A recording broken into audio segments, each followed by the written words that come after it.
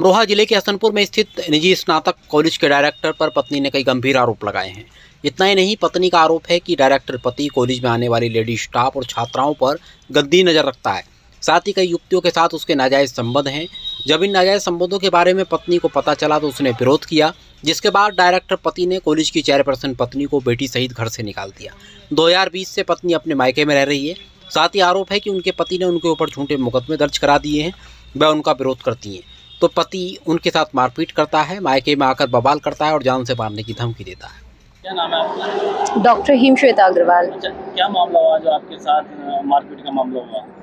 Sir, ऐसा है, मेरी शादी हुई थी मिस्टर गोपाल कृष्ण सक्सेना से 2003 में, और उसके बाद हमने यहाँ हसनपुर में Jhammanlal PG college, Sunil Kumar international academy और YNS D pharma B pharma college खोला था संग में मिलकर।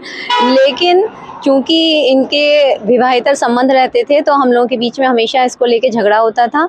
और सन 2020 में अपनी माँ की मृत्यु के बाद उन्होंने मुझे मेरी बच्ची के साथ घर से निकाल दिया था सितंबर के महीने में। तो उसके बाद से कंटिन्यूअसली मैंने कई बार आने की कोशिश की। मेरे बच्चे का 2 बार एक्सीडेंट हुआ, तब भी मैं 2021 में आई, लेकिन उन्होंने मुझे रखने से इनकार कर दिया। लिहाजा मैं चंदौसी में अपने माता पिता के घर में रह रही हूँ। मेरे पिताजी 80 इयर्स के हैं, रिटायर्ड हैं वो, और झम्मनलाल एजुकेशनल सोसाइटी के स्थापना में उनका बहुत बड़ा योगदान था, इसलिए उन्हें आजीवन सदस्य बनाया गया था। लेकिन मेरे से ख़राब संबंधों के चलते उन्होंने उनको भी एक झूठा त्यागपत्र उनके नाम से जमा करके उनको आजीवन सदस्यता से हटा दिया है, जिसके सिलसिले में मुरादाबाद में केस चल रहा है सोसाइटी का। अब उन्होंने क्या किया कि उन्होंने मेरे ऊपर तलाक का झूठा मुकदमा डाला है अभी इसी 16 अगस्त 2023 में, और उसके बाद वो अपनी सारी चल अचल संपत्ति, जिस पे मेरा और मेरे बच्चों का बराबर का हक बनता है और जिसके खरीदने में भी मेरा पूरा पैसा लगा हुआ है, उसको वो बेचकर विदेश भागने के चक्कर में है।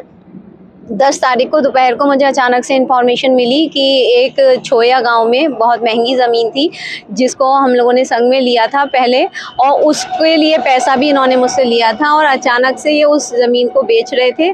मुझे जैसे ही पता चला मैं हसनपुर पहुंची रजिस्ट्री ऑफिस में। मैंने रजिस्ट्रार साहब से बात की, मैंने उन्हें अपना प्रार्थना पत्र देने की कोशिश की, लेकिन उन्होंने इनकार कर दिया कि जब तक आपके पास कोर्ट का कोई ऑर्डर नहीं होगा तब तक आपके इस रजिस्ट्री को कराने से हम नहीं रोक सकते हैं।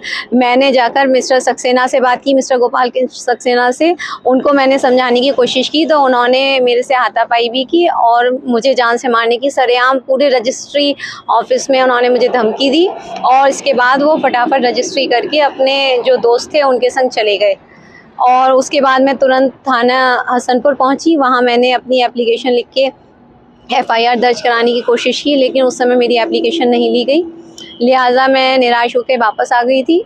अगले दिन मैं DM सर अमरोहा के पास गई और मैंने उन्हें सारी बात बताई, तब उन्होंने उसको मार्क करके भेजा, और आज CO सर हसनपुर की मदद से आज मेरा वो FIR दर्ज हुई है। CO सर खुद मेरे साथ थाने गए और उन्होंने वहाँ पर रिपोर्ट दर्ज कराई और मुझे ये आश्वासन दिलाया है कि इसमें पूरी जांच होगी और उनका पासपोर्ट जब्त कराने की पूरा प्रयास किया जाएगा। क्या मांग करती हैं आप सरकार से? मैं सरकार से मांग करती हूँ कि जो कुछ भी झम्मनलाल एजुकेशनल सोसाइटी के द्वारा स्थापित संस्थाएं हैं उनमें बहुत गड़बड़ घोटाला चल रहा है, और मैंने चूँकि उन संस्थाओं में हो रहे घोटालों को रोकने की कोशिश की।